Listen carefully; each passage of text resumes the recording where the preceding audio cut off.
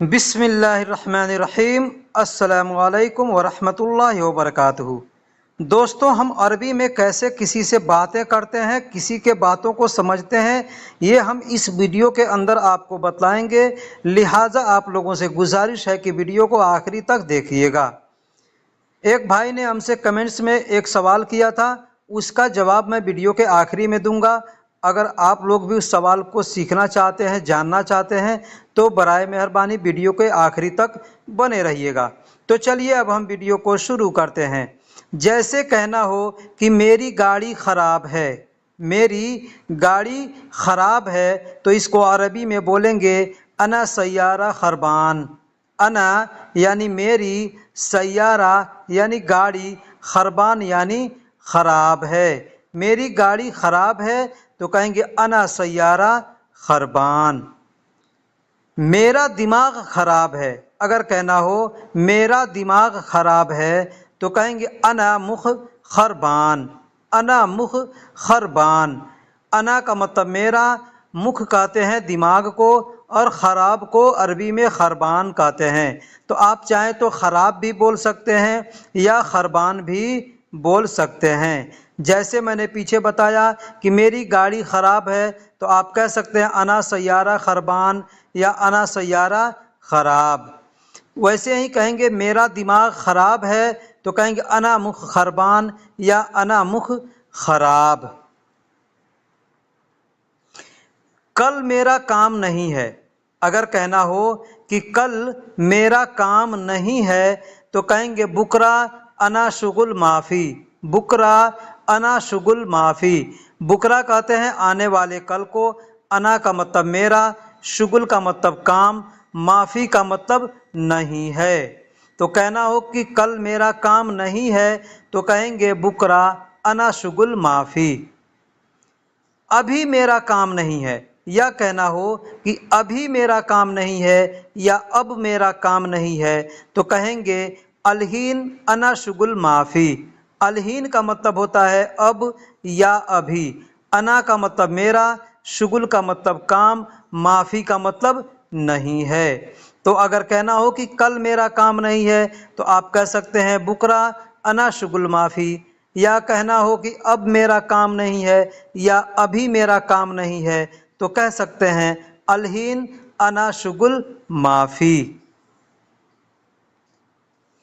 हमारी बात सुनो, अगर कहना हो कि हमारी बात सुनो तो कहेंगे इस्मा कल्लमनी। इस्मा कल्लमनी यानी हमारी बात सुनो। दोस्तों, इस सेंटेंस पे थोड़ा गौर कीजिएगा। यहाँ पे मैंने दो जुमले दिए हैं, इस दोनों जुमलों को आप ध्यान से सुनिएगा।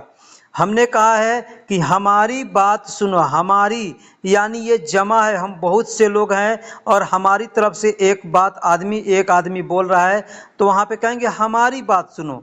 ठीक है, यानी सबकी बातें वहाँ पे हो जाएंगी। ठीक है, ये जमा है तो कहेंगे इस्मा कल्लमनी। इस्मा का मतलब होता है सुनना। ठीक है, सुनो या सुनाओ या सुनूंगा, सबके लिए इस्मा का इस्तेमाल करते हैं।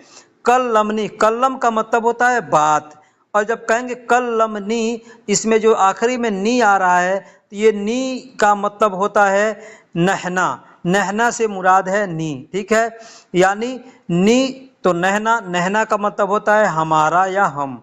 ठीक है, तो कहेंगे इस्मा कल्लमनी यानी हमारी बात सुनो। ये जमा हो गया। अब अगर आपको कहना है सिर्फ अकेले हैं और आपको कहना है कि मेरी बात सुनो, या वहाँ पे आप जैसे हिंदी में बोलेंगे हमारी बात सुनो या मेरी बात सुनो बोल सकते हैं। लेकिन जहाँ वाहिद जमा यानी ये सब कुछ की ग्रामर के हिसाब से अगर आप बात करेंगे तो वहाँ पे कहेंगे हमारी बात सुनो यानी कई आदमियों की तरफ से, तो कहेंगे इस्मा कल्लमनी। अगर आप अकेले हैं तो कहेंगे मेरी बात सुनो, तो कहेंगे इस्मा कौली। इस्मा यानी सुनो, कौली यानी मेरी बात। कौल का मतलब बात होता है। ठीक है, और ली जब कहेंगे ना तो आखिरी में ई का इस्तेमाल हमने किया, उसका मतलब होता है मेरा या मेरी। तो मेरी बात सुनो तो कहेंगे इस्मा कौली, या यूं सादा सादा सदी तरीके से आप बोल सकते हैं इस्मा अना कौल, इस्मा अना गाल, इस्मा अना कलाम, ऐसे भी बोल सकते हैं। तुम सब खाना खा लो, तुम सब खाना खा लो।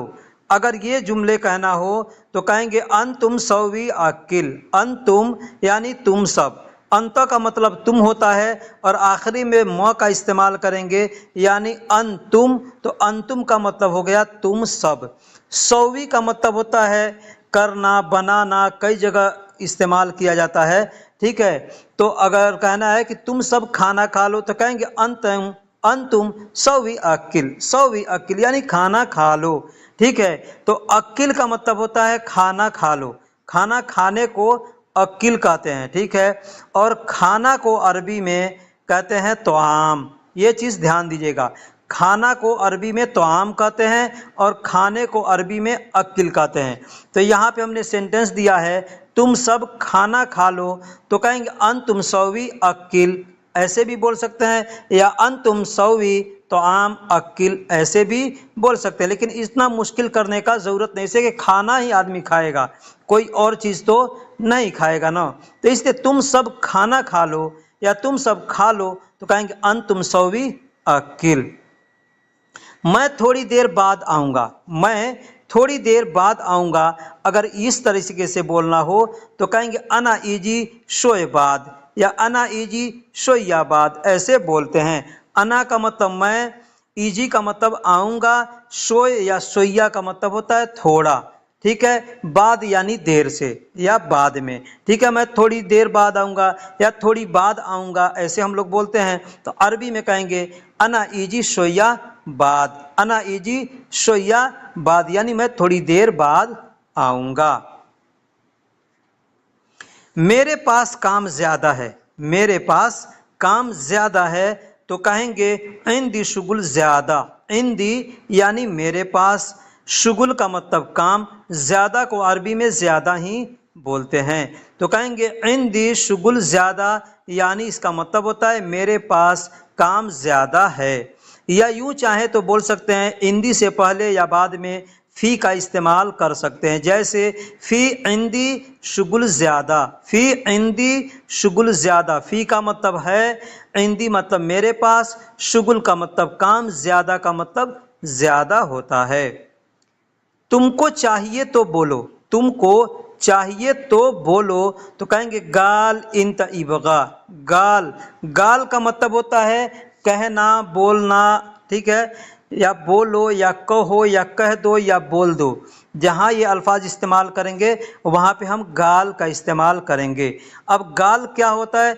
गाल लिखा जाता है अरबी में बड़ा काफ अलिफ और लाम, काल, काल लिखा जाता है, लेकिन बोलने के लिए लोकल लैंग्वेज में लोग गाल बोलते हैं, ठीक है। तो आप चाहें तो काल भी बोल सकते हैं या गाल भी बोल सकते हैं, जैसे काल इंत इबगा, काल इंत इबगा। काल का मतलब बोलो, इंत मतलब तुम, और इबगा का मतलब चाहिए, यानी तुमको चाहिए तो बोलो अगर कहना हो तो कहेंगे गाल इंत इबगा या काल इंत इबगा, ऐसे बोल सकते हैं। मेरा नाश्ता तुम ले लो, मेरा नाश्ता तुम ले लो, मेरा खाना तुम ले लो, मेरा पैसा तुम ले लो, मेरा गाड़ी तुम ले लो, जो भी चाहे आप बोलना बोल सकते हैं इस जगह पे इस्तेमाल करके। नाश्ता के जगह पे कुछ भी आप लगा सकते हैं। हमने यहाँ पे इस्तेमाल किया है नाश्ता, तो मेरा नाश्ता तुम ले लो तो कहेंगे अना फतूर अंतशील, अना फतूर अंतशील। अना का मतलब मेरा, फतूर का मतलब होता है नाश्ता, अंत यानी तुम, शील का मतलब लेना होता है, उठाना होता है, ठीक है। उठाने के लिए भी शील का इस्तेमाल करते हैं और लेने के लिए भी शील का इस्तेमाल करते हैं।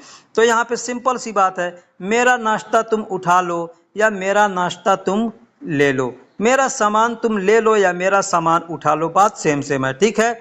तो कहेंगे अना फतूर अंतशील। आज नाश्ते में क्या है?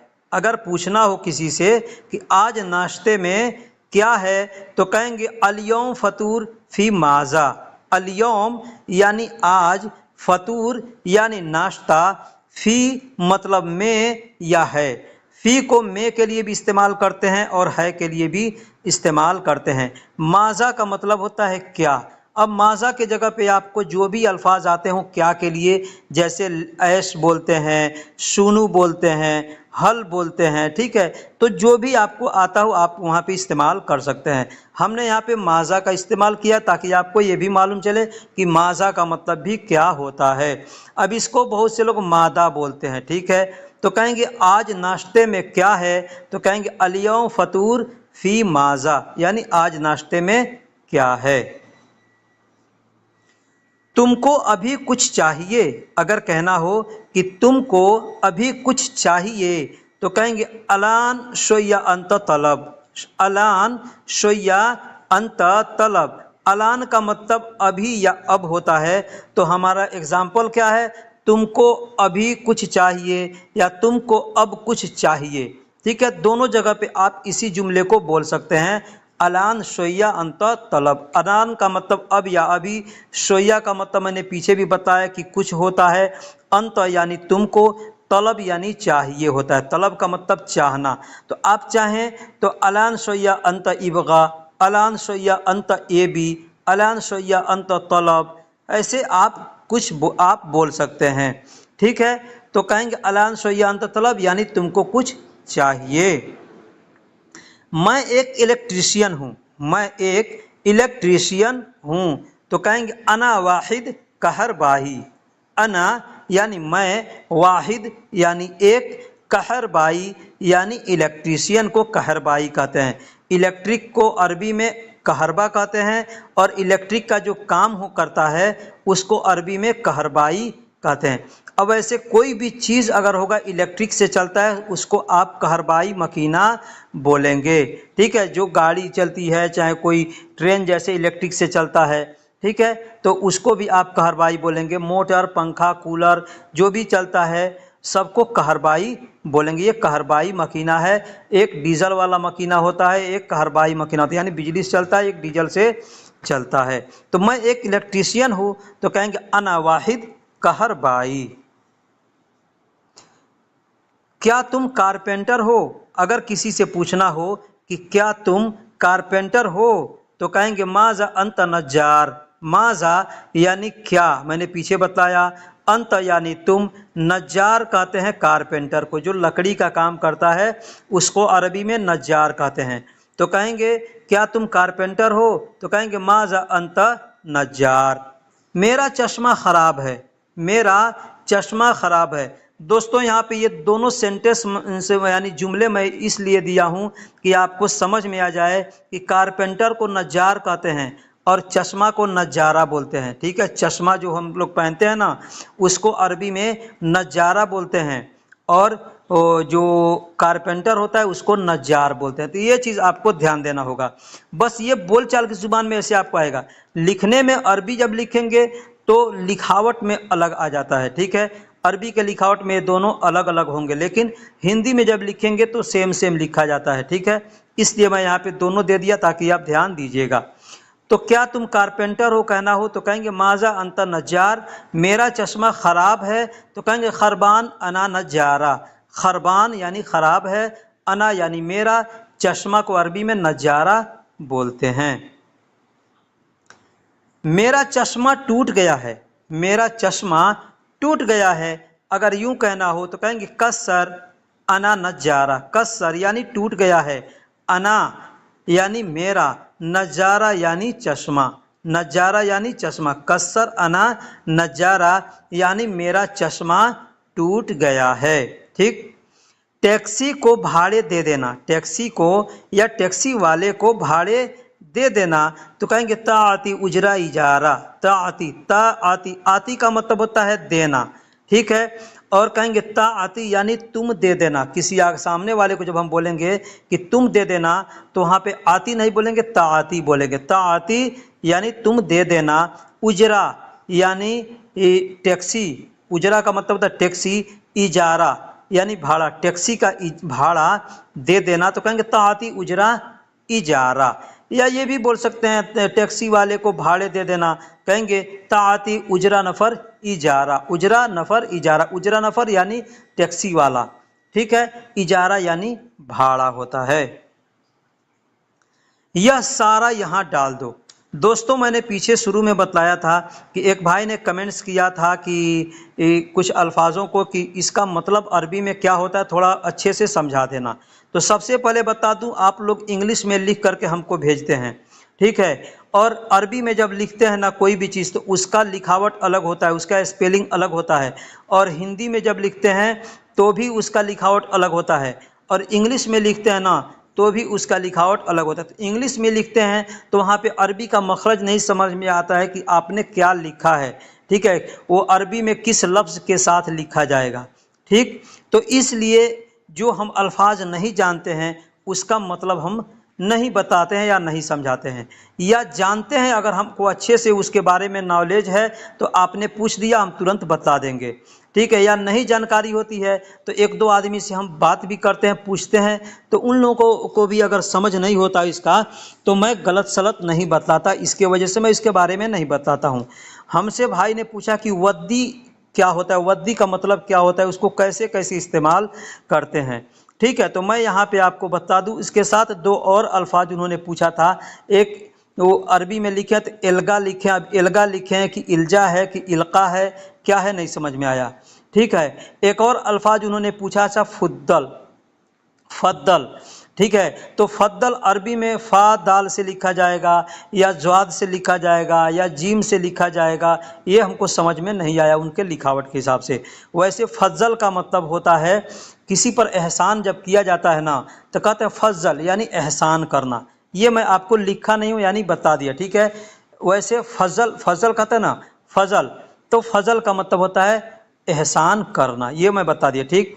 अब यहाँ पे मैं वद्दी के बारे में बता देता हूँ, ठीक है। कोई आदमी आता है, हम दुकान पे काम करते हैं तो बहुत से लोग कहते हैं हादा कुल्लु हिन्ना वद्दी, हादा कुल्लु हिना वद्दी, यानी कपड़े हमारे पास, हम सलाम काम करते हैं तो कपड़े ले करके आते हैं कस्टमर, तो क्या बोलते हैं कि यहाँ पे रख दो, ठीक है, यहाँ पे कपड़े रख दो, या खुद यहाँ पे आते हैं तो पूछते हैं यहाँ रख दो, मान हिनावद्दी, हिनावद्दी ऐसे पूछते हैं कि यहाँ रख दूँ या यहाँ रख दूँ, तो कहते हैं हिनावद्दी, यानी वद्दी का मतलब रखना भी होता है, डालना भी होता है। जैसे एग्जांपल ले लीजिए, कहना हो यह सारा यहाँ डाल दो, तो कहेंगे हादा कुल्लो हिन्ना वद्दी, हादा कुल्लो हिनावद्दी। हादा का मतलब यह, कुल्लो मतलब सब या सारा, हिना का मतलब यहाँ या इधर, वद्दी का मतलब डाल दो या रख दो, ठीक।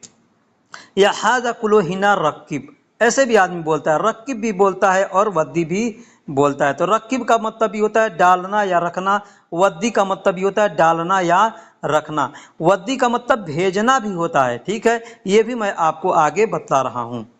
जैसे कहना हो कि मुझे पैसे भेजना है तो कहेंगे अना अहताज वद्दी फलूस, अना अहताज वद्दी फलूस या अना अहताज फलूस वद्दी, यानी मुझे पैसे भेजना है या मुझे पैसे भेजने की ज़रूरत है तो कहेंगे अना अहताज वद्दी फलूस। अब वद्दी फलूस के जगह पे आप चाहें तो इरसल का भी इस्तेमाल कर सकते हैं, वद्दी के जगह पे इरसल का मतलब भी होता है भेजना, ठीक है। तो वद्दी को आपने समझ लिया, इरसल का मतलब सिर्फ भेजना होता है, ट्रांसफ़र करना होता है, ठीक है। और वद्दी का मतलब रखना भी होता है, डालना भी होता है और भेजना भी होता है, ठीक। वहाँ रख कर देखो, वहाँ रख कर देखो, देखो कस्टमर आते हैं तो कभी कभी गाड़ी में आवाज़ देते हैं, तो हम लोग जाते हैं कपड़े लेने के लिए तो बोलते हैं कि वहाँ रख कर देखो इस कपड़े के अंदर क्या है, ठीक है। तो कहते हैं हुना हुना वद्दी सूफ, वैसे कस्टमर बोलते हैं हुना वद्दी सूफ, हुना वद्दी सूफ, है ना।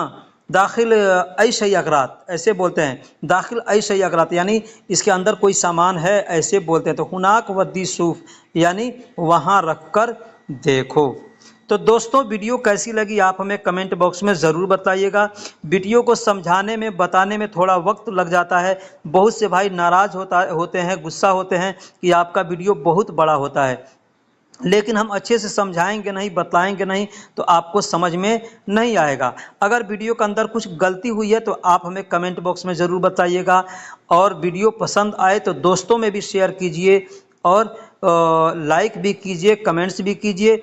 और आप लोगों से एक ज़रूरी मतलब रिक्वेस्ट है कि भाई वीडियो को पूरा देखा कीजिए, वीडियो को पूरा देखेंगे तभी आपको समझ में आएगा, नहीं देखेंगे भगा भगा कर देखेंगे, स्किप करके देखेंगे तो बार बार हमसे एक ही बात आप कमेंट्स करके पूछेंगे कि इसका मतलब बतलाओ, इसका मतलब बतलाओ। मैं जो अल्फाज वीडियो में मतलब यूज करता हूँ, उसको अच्छे से समझा देता हूँ। एक बार अगर आदमी समझ जाएगा तो वो इंशाअल्लाह सीख जाएगा। तो फिर मिलेंगे किसी अगले वीडियो में, तब तक के लिए अल्लाह हाफिज, सलाम अलैकुम।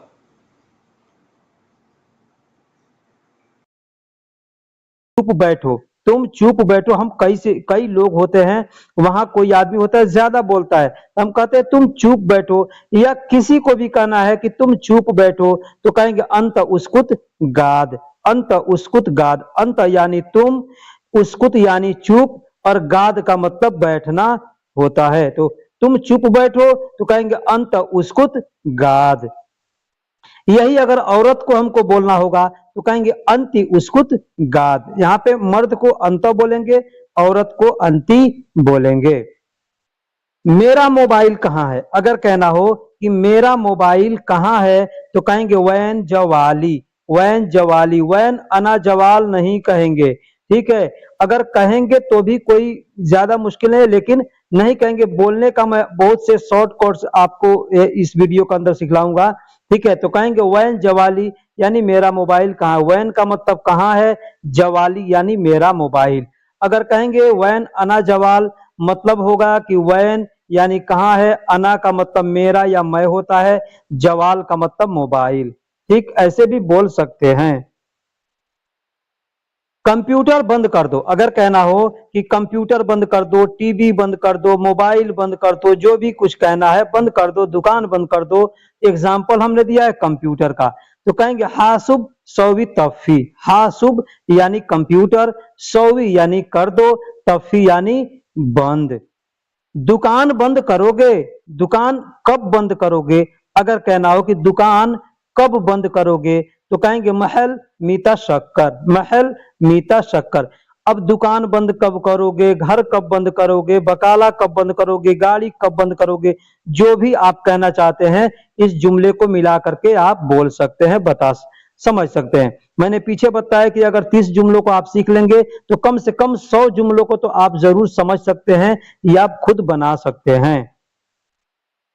सैलरी अब नहीं देगा, सैलरी अब नहीं देगा तो कहेंगे अलान मैं आती रातिब। अलान यानी अब, माँ का मतलब नहीं, आती का मतलब देगा, रातिब यानी सैलरी। ठीक है, तो सैलरी अब नहीं देगा या सैलरी अभी नहीं देगा, दोनों सिचुएशन में हम बोल सकते हैं अलान माँ आती रातिब। अलान के जगह पे चाहे तो अलहीन का इस्तेमाल भी कर सकते हैं। ठीक है, जैसे अलहीन माँ आती रातिब यानी सैलरी अभी नहीं देगा या सैलरी अब नहीं देगा। शायद वह देना भूल गया। शायद, शायद हम लोग ये अल्फाज इस्तेमाल करते हैं हिंदी उर्दू में। शायद वह नहीं देना भूल गया तो कहेंगे आती हुआ मुमकिन इंसा। आती हुआ मुमकिन इंसा। अब यहाँ पे एक चीज मैं आपको समझा देता हूं, ठीक है। ये छोटी सीन है, ये जो इंसा लिखा गया है ये छोटी सीन है। अगर आप यहाँ पे बड़ी सीन का इस्तेमाल करेंगे तो वो गलत हो जाएगा। ठीक है, इंसा, इंसा का मतलब होता है भूलना, छोटी सीन से लिखते हैं तो। ठीक है, जैसे कि आप इंसा देख सकते हैं हमने अरबी उर्दू हिंदी में कैसे लिखा है। ठीक है, इसी को अगर वो गोल वाला जो एक श आता है उसको हम लोग अपने देश में तालाब श बोलते हैं। ठीक है, तो उस श से अगर लिखेंगे तो होगा इंशा, उसको पढ़ेंगे इंशा, यानी वह बड़ी सीन से हो गया। ठीक है, तो बोलने के तरीके को मैं बता रहा हूं कि इंसा बोलेंगे तो मतलब भूलना, और इंशा बोलेंगे तो मतलब हो गया कि अल्लाह ने कि बेशक चाहा। ठीक है, इन का मतलब होता है बेशक और शाह का मतलब होता है चाहना।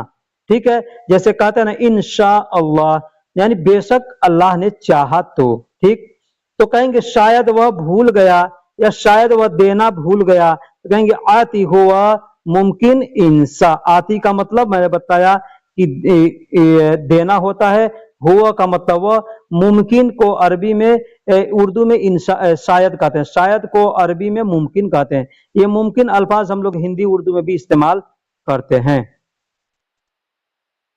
चलो खाना पकाते हैं, चलो खाना पकाते हैं अगर कहना हो तो कहेंगे यल्ला सौवी तबक। यल्ला सौवी तबक यानी चलो खाना पकाते हैं। यल्ला का मतलब होता है चलो।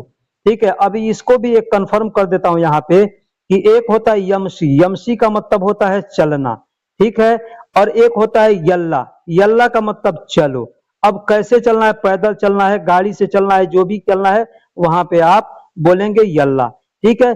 पैदल चलने को यमसी कहते हैं, पैदल चलने को यमसी कहते हैं। पैदल आदमी चलता है ना, यानी कोई सवारी से नहीं, तो उसको कहते हैं यमसी। यमसी का मतलब पैदल चलना होता है, ठीक है। और यल्ला का मतलब चलो, अभी चलो, ठीक। तो कहेंगे जैसे कि चलो खाना पकाते हैं, ठीक, तो कहेंगे यल्ला यानी चलो। सौवी यानी पकाते हैं। तब्बक, तब्बक का मतलब होता है खाना पकाना, ठीक है। यहाँ पे मैंने सौवी दे दिया है, यल्ला तब्बक भी कह सकते हैं, लेकिन यल्ला सौवी, सौवी का मतलब करने यानी खाना पकाने का काम करते हैं, तो कहेंगे यल्ला सौवी तब्बक। तब्बक का मतलब होता है खाना पकाना। आज हम गोश्त खाएंगे। अब यहाँ पे आप जो चाहे बोल सकते हैं, आज हम गोश्त खाएंगे, आज हम मछली खाएंगे, आज हम चावल खाएंगे, दाल खाएंगे, जो बोलना हो आप बोल सकते हैं। हमने एग्जांपल दिया है कि आज हम गोश्त खाएंगे, तो कहेंगे अल-यौम नअक्किल लहम। अल-यौम यानी आज, नअक्किल, अब यहाँ पे देखिएगा हमने शुरू में न लिखा है, बाद में अक्किल लिखा है, ठीक है। तो इस न का मतलब होता है हम, यानी नहना। नहना का मतलब होता है हम या हमारा। तो न हमने शुरू में दिया, न अक्किल यानी हम खाएंगे। क्या हुआ, हम खाएंगे। लहम यानी गोश्त, तो कहेंगे अल-यौम नअक्किल लहम, यानी आज हम गोश्त खाएंगे, या आज हम गोश्त खाने वाले हैं या खाते हैं, ऐसे इसका मतलब होता है। सब एक साथ मिला दे, सब एक साथ मिला दो या मिला दें। बहुत से सामान होते हैं, आदमी कहता ना एक में मिला दो, या हम लोग मान लीजिए दाल चावल खाना खाते हैं तो एक में मिला के खाते हैं ना, तो उस एक में मिलाने को, जैसे गोश्त पकाते हैं तो उसमें प्याज तेल मिर्च मसाला जो भी एक में मिलाते हैं, तो उसको अरबी में कहते हैं मुशक्कल। मिलाने को अरबी में कहते हैं मुशक्कल, ठीक। यहाँ पे जुमले हमने दिए हैं कि सब एक साथ मिला दें, तो कहेंगे कुल्लो सवा सवा मुशक्कल। कुल्लो यानी सब, सवा सवा यानी एक साथ, मुशक्कल यानी मिला दो, ठीक। ऐसे हम बोल सकते हैं। सब अलग अलग रखो, अगर कहना है सब अलग अलग रखो, तो कहेंगे कुल्लो रकब लहाल लहाल। सब अलग अलग रखो, तो कहेंगे कुल्लो यानी सब, रकब यानी रखो, लहाल लहाल यानी अलग अलग। आपकी राय क्या है, आपकी राय क्या है। दोस्तों यहाँ पे हमने एक ऐसा सेंटेंस दिया है जो कि बहुत से कम लोग हैं जो इसको जानते हैं, ठीक है। तो मैं उन लोगों से भी रिक्वेस्ट करता हूं कि इसको, इस सेंटेंस पर थोड़ा ध्यान दीजिएगा, ठीक है। जैसे कहते हैं कि आपकी राय क्या है, हम लोग हिंदी उर्दू में बोलते हैं ना, आपकी राय क्या है, आप अपनी राय बताओ, ठीक है। चलो राय करते हैं, मशवरा करते हैं। राय का मतलब क्या होता है, मशवरा होता है, ठीक है। तो अरबी में राय को राय ही बोलते हैं, हम लोग हिंदी उर्दू में राय बोलते हैं। तो राय एक जाति होता है, वो राय जाति नहीं, राय यानी मशवरा, ठीक है। तो इसको अरबी में राय बोलते हैं, ठीक है। अरबी में भी राय बोलते हैं, हिंदी उर्दू में भी राय बोलते हैं। तो अगर कहना हो कि आपकी राय क्या है, अगर किसी से कहना हो तो कहेंगे ऐश फी रायक। ऐश यानी क्या, फी मतलब है, राय यानी राय, और आखिरी में जो क देख रहे हैं ना, उस क का मतलब होता है आपका। यानी यूं समझ लिए कि क का मतलब हुआ अरबी में अंत, ठीक है। तो कहेंगे ऐश फी राय अंत, ऐसे भी बोल सकते हैं, लेकिन ऐसा नहीं बोलना चाहिए, ये गलत होगा। कहेंगे ऐश फी रायक, ऐश फी रायक। ऐश मतलब क्या, फी मतलब है, रायक मतलब आपकी राय या आपका मशवरा, ठीक। फर्क पड़ता है, हम लोग बहुत से सेंटेंस सीखते हैं, उसमें बोलते हैं, जैसे मान लीजिए एग्जांपल लीजिए, वीडियो बार बार देखने से फर्क पड़ता है, ठीक है। हम एक ही चीज को बार बार सीखेंगे तो फर्क पड़ता है। क्या फर्क पड़ता है, ज्यादा जल्दी सीखने को आता है, समझने को आता है, ठीक है। हम एक ही काम को बार बार करेंगे तो फर्क पड़ता है, हम लोग बोलते हैं ना। तो उसको अरबी में कहेंगे यफर्रिक।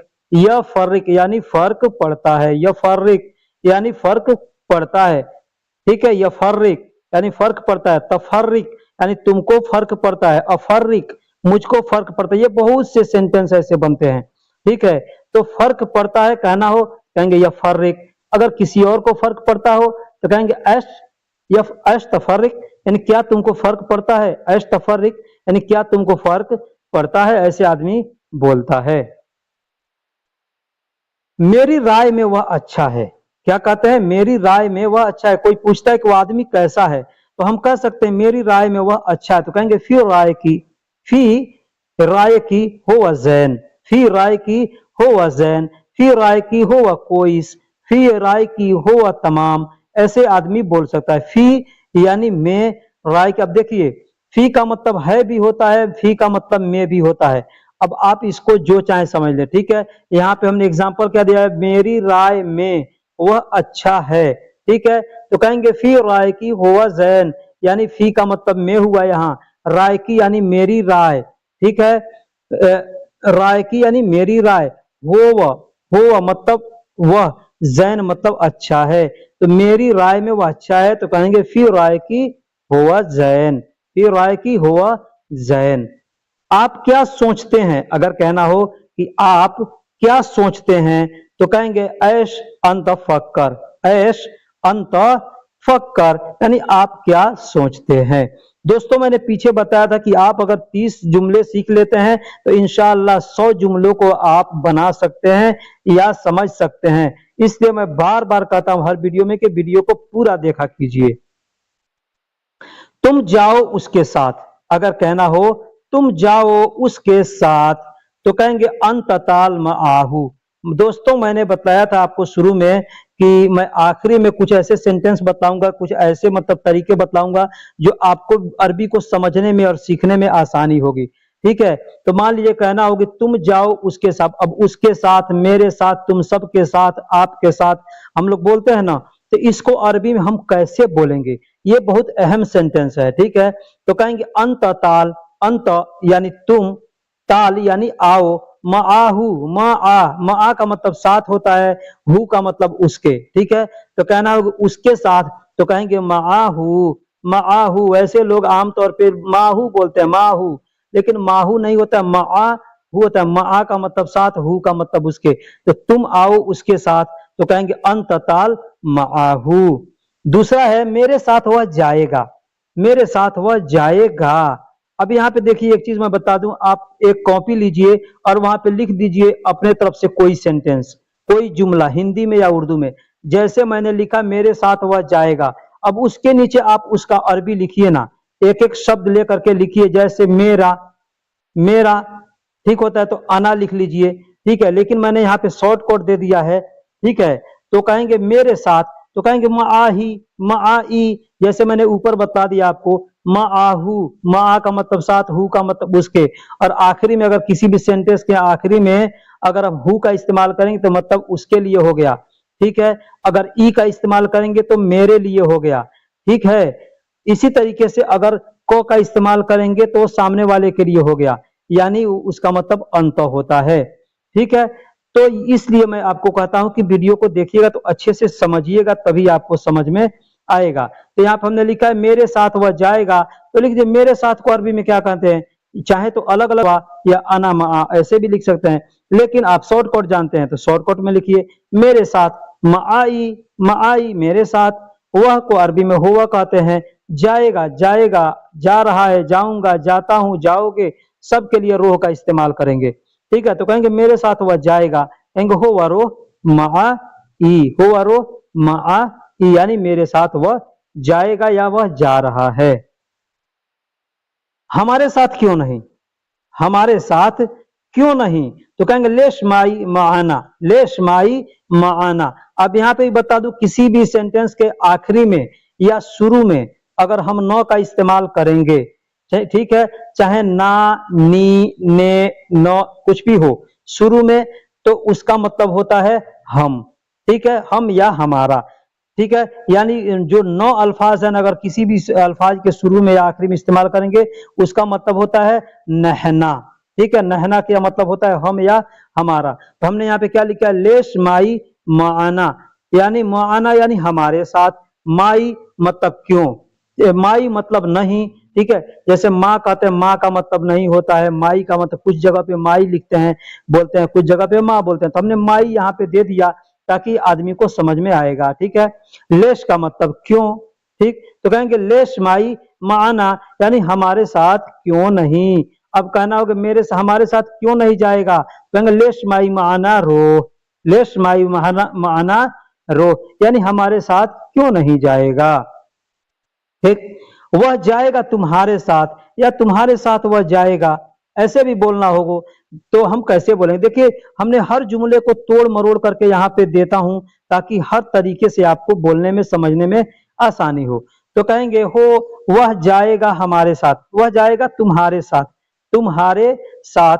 तो कहेंगे हो अरोह माक, हो अरोह माक। माक का मतलब होता है कि मा का मतलब साथ, और क का मतलब मैंने पीछे ये बतला दिया कि क किसी भी अल्फाज के आखिरी में क इस्तेमाल करेंगे उसका मतलब होता है अंत।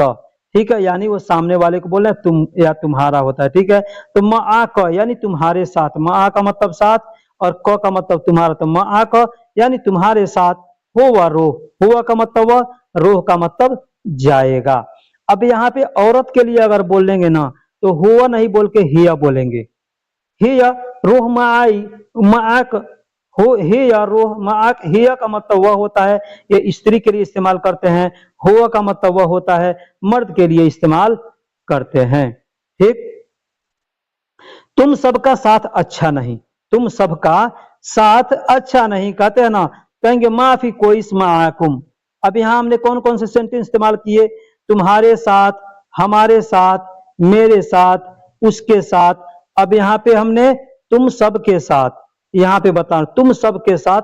तो इसको आप समझ लीजिए, माकुम, मा का मतलब साथ, और कुम किसी भी अल्फाज के आखिरी में कुम का इस्तेमाल करेंगे, मतलब हो गया तुम सब। ठीक है, तुम सब अगर कहना हो तो कहेंगे कुम, कुम यानी तुम सब। ठीक है, तो कहेंगे माकुम यानी तुम सबका साथ। माफी कोई, माफी मतलब नहीं है, कोई यानी अच्छा। तो तुम सबका साथ अच्छा नहीं, या तुम सबका साथ अच्छा नहीं है, तो कहेंगे माफी कोई माकुम। अगर कहना हो कि चाहे तो आप इसमें माफी नहीं लगा करके सिर्फ मा कोइस माकुम ऐसे भी बोल सकते हैं, मा कोइस या माई कोइस ऐसे भी बोल सकते हैं, लेकिन माफी कोइस माकुम बोलेंगे तो ये अच्छा ज्यादा होगा। तुम सबका साथ अच्छा नहीं है। वह बहुत भूखा है, वह बहुत भूखा है, तो कहेंगे हुआ मर्रा जौआन, हुआ मर्रा जौआन। अब यहाँ पे देखिए, चाहे तो आप जौआन नहीं कह के जू भी बोल सकते हैं, जू जू, लेकिन इसको बोलने के लिए थोड़ा थोड़ा अंदर से हलक में से निकालना पड़ेगा ऐन को, जू जू जू। ठीक है, लेकिन उस तरह से आदमी नहीं बोल पाएगा, इसलिए साफ साफ लिखेंगे जौआन, बोलेंगे जौआन, जौआन या जौआना, मतलब भूखा है। ठीक है, हुआ मतलब वह, मर्रा मतलब होता है बहुत। ठीक है, तो कहेंगे जौआना यानी वह बहुत भूखा है, तो हुआ मर्रा जौआना, हुआ मर्रा जौआना या हुआ मर्रा जौआन, ऐसे हम बोल सकते हैं। वह बहुत भूखी है, वह बहुत भूखी है, तो कहेंगे ही अमर्रा जौआनी।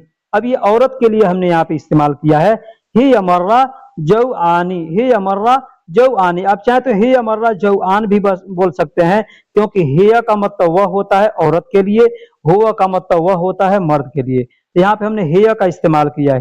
ही अमर्रा जौआन ऐसे भी बोल सकते हैं, या ही अमर्रा जौआनी यानी वह बहुत भूखी है।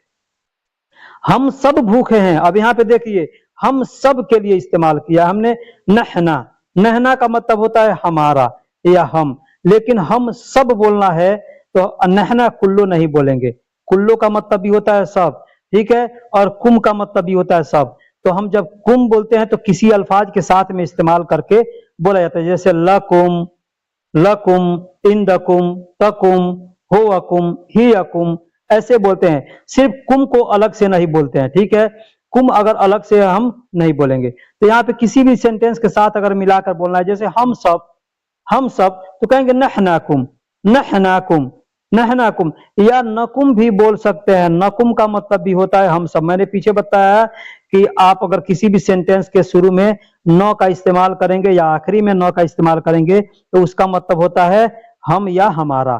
ठीक है, तो हम सब तो कहेंगे नकुम या नहना कुम। मैंने आपको समझाने के लिए पूरा पूरा यहाँ पे नहना कुम लिख दिया है। ठीक है, तो नहना कुम भी बोल सकते हैं या नकुम भी बोल सकते हैं। जिद्दन का मतलब होता है बहुत, और जौआन का मतलब भूखा। तो हम सब बहुत भूखे हैं तो कहेंगे नहनाकुम जिद्दन जौआन। तुम दुखी क्यों हो, तुम दुखी क्यों हो, तो कहेंगे लिमाजा अंत हजीन। लिमाजा यानी तुम, लिमाजा का मतलब होता है क्यों, ठीक है। अब यहाँ पे माजा का मतलब मैंने पीछे वीडियो में बताया था कि माजा का मतलब क्या होता है, लिमाजा का मतलब क्यों होता है, ठीक है। अंत यानी तुम, हजीन का मतलब दुख, दुख होता है, दुखी यानी आदमी जो गमगीन होता है ना, गमगीन या दुखी, तो उसको अरबी में हम हजीन कहते हैं। तो तुम दुखी क्यों हो, तो कहेंगे लिमाजा अंत हजीन। अब मर्द के लिए बोलेंगे तुम दुखी क्यों हो, तो कहेंगे लिमाजा अंत हजीन।